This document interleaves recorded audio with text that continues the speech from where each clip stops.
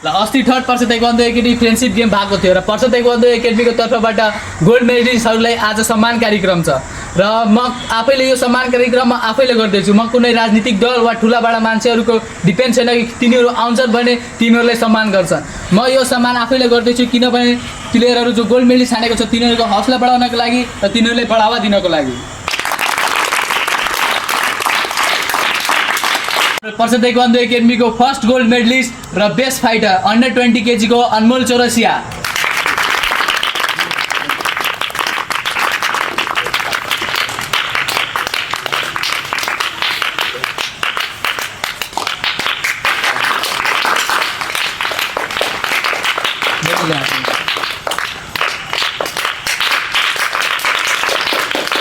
र अर्को gold medallist पर्छ ताइक्वान्डो एकेडमीको अन्डर 24 केजीमा राजीव प्रजापति।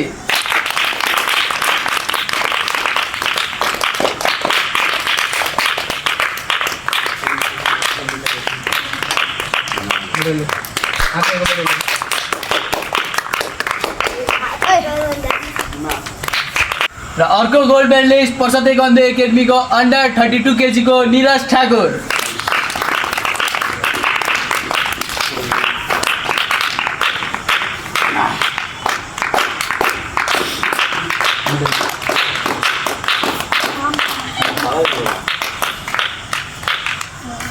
र हाम्रो थर्ड पर्छ ताइक्वान्डो एकेडमी फ्रेन्डसिप गेमको मेल अन्डर 20 केजीको बेस्ट फाइटर हुन सफल हुनुभएको छ हाम्रो पर्छ ताइक्वान्डो एकेडमीको प्लेयर अनमोल चौरसिया।